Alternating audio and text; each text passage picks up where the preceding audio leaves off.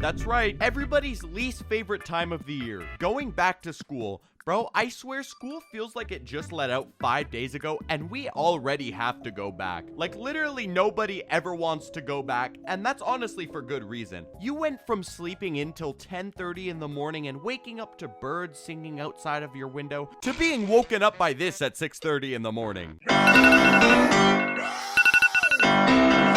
Now, with all that being said, I thought I'd give you guys some tips that I wish I knew when going back to school. The first tip being show up with some drip. Now, when I say pull up in drip, I'm not talking about pulling up in all designer. You know, if you pull up in a Louis V belt and like a Montclair jacket, you're gonna look like a cornball. But at the same time, don't pull up in one of these shirts. Like if you pull up to school in a shirt that says, "I paused my game to be here," bro, you're pretty much just asking for a swirly at that point. Nah, bro, like, well, actually, I'll have you know I paused my harrowing journey on Genshin Impact to pull up to this educational establishment. Like, nah, bro. Definitely don't do that. What you do want to pull up to in your first day is something pretty neutral. Choose out a nice pair of pants that you like, pair it with a nice shirt or sweatshirt, a nice pair of sneakers too, and then you're all set. But I'm telling you, bro, just wear anything other than what I did. On my first day of senior year, I pulled up in a Sailor Moon shirt and SpongeBob Van. Bro, I could have pulled up in an Eat, Game, Sleep, Repeat shirt and it still would have been drippier than what I wore. Once again, though, make sure you don't wear anything too flashy, though, especially if you go to a public school, because, bro, some people are menaces. They will, without hesitation, steal your shoes. Like, if your shoes randomly disappear, keep an eye out on Facebook Marketplace, because I can almost guarantee that within 48 hours, you'll see them Johns up for sale. The next tip I got is going to be pack your own lunch. I don't really think I need to do much explaining on why you should do this, because I really do think these pictures explain for themselves.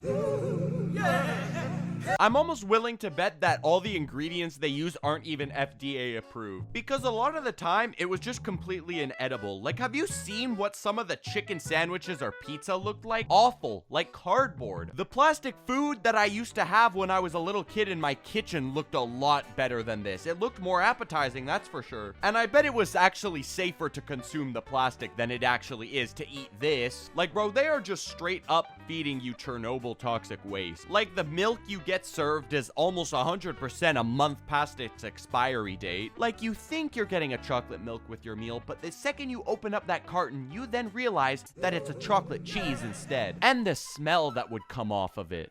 Ugh.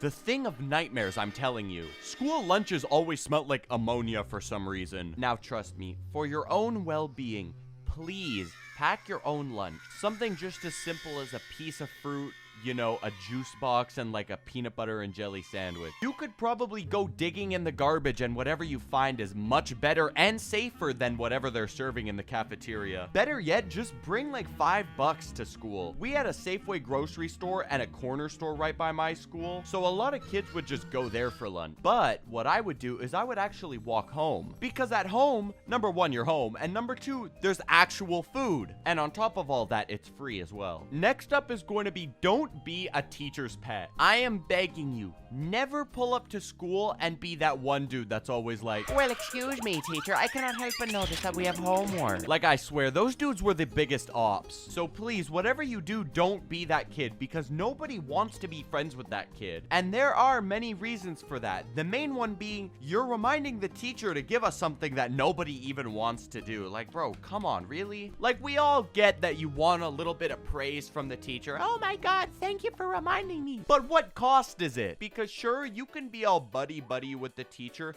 but at the end of the day, is it really worth it? Because hey, fun fact, you're only with that teacher for around 1 or 2 years. You're stuck with everyone around you throughout all of school. Would you rather please every teacher and have everyone around hate you? Or maybe make some friends throughout school, huh? I don't know, man. I don't know. I can't stress enough how important it is for you guys to not be a teacher's pet. It's just not worth it, trust me. The next tip I'm going to be saying is don't fall to peer pressure. This is really something important, and I want you guys all to know it. Guys, I want you to know it's okay to say no to something that you reasonably understandably don't want to do. Like, you shouldn't have to explain to your friends why you don't want to be ruining your lungs before you're even 18 years old. It's a lot easier said than done. And trust me, I know that because the amount of times I felt a peer pressure...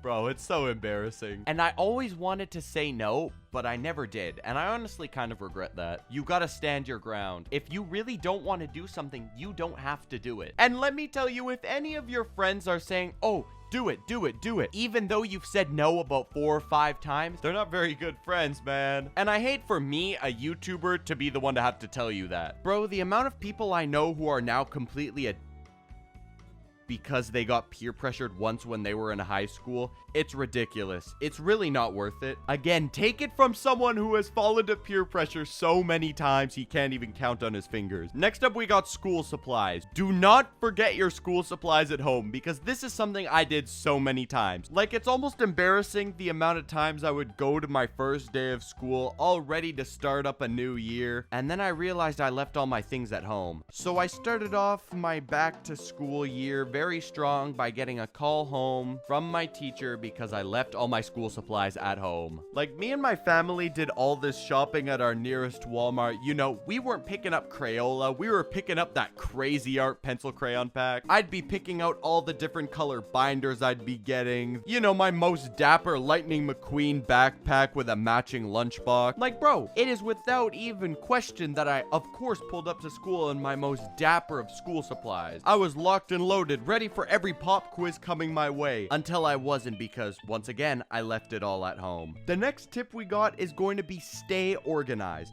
Now, trust me, you're probably thinking, well, this is pointless. But man, it is not. I promise you.